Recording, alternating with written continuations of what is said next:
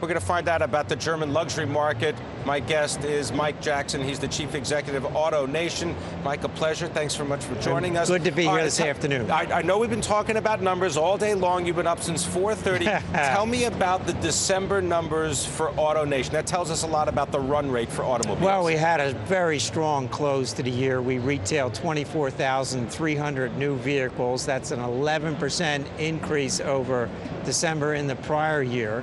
For our Detroit brands, they were fully up 17%. And in premium luxury, with apologies to Occupy Wall Street, our business was up 32%, led by an increase with Mercedes-Benz of 52%.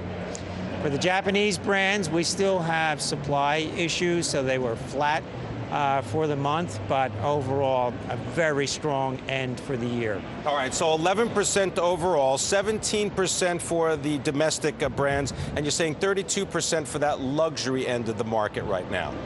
Yeah, you know, the luxury segment is doing very well, and I think that's a good indicator for the economy. That when the luxury segment shows sign of life, it means there's a level of optimism and confidence there, and let's face it, luxury usually comes back first. There's more discretionary income there.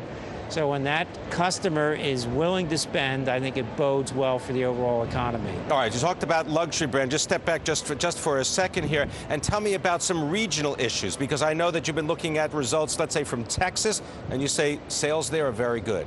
Texas was very strong for us for the last 3 years.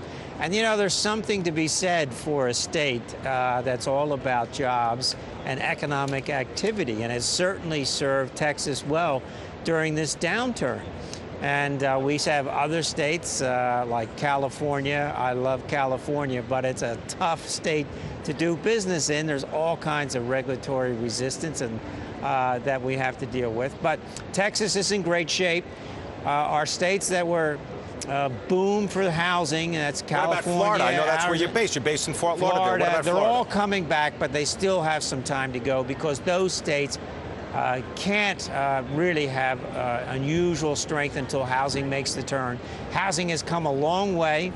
We're well past the bottom, but there's still a lot of inventory overhang there. There's still a lot of foreclosures that are working their way through the system. And, you know, in the state of Florida, when you stop making your house payments, it's 3 years until the bank has you out.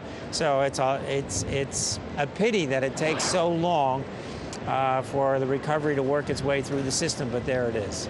Drivers replacing their aging automobiles. I mentioned the question is, what is the average age of the automobile on the highway of the United States? Well, I don't think many people would get this right, because it's an unbelievable 11 years. 11 years, that's the average age. And for the last 4 years, more vehicles that have gone to the scrapyard than have been sold new. So the units in operation on American roads have been going down for 3 or 4 years.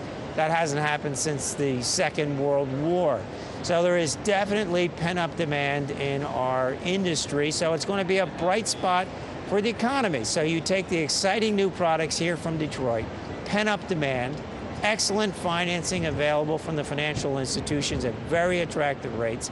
And I think this year the industry is going to have a sales rate of 14 million units. 14 million units. Now, I saw you walking around the floor here today, and you stopped a little bit longer at the Ford Fusion display. Well, tell me about the Ford Fusion. Well, I think the Ford Fusion is simply the most stunning, beautiful, mid-size sedan I've seen in my 40 years in this business. And what we're saying to the customer in America today, you can have it all. Great, exciting design, full of innovation and content at a volume price with a very good brand name. What's the price point, let's say, on the Ford? Fusion? It's going to be somewhere in the mid-20s. They haven't finalized the price, but it's going to be very attractive. All right. Just last thing for you, the German automobile luxury makers, they've really got a lock on the business right now. How'd they do it? Well, they never think about having a lock, but the Germans are great engineers. I don't care whether you're talking Audi, Mercedes, BMW, Porsche. They have a focus on the customer. You combine great engineering with a focus on the customer. It's a winning in the marketplace. Mike Jackson.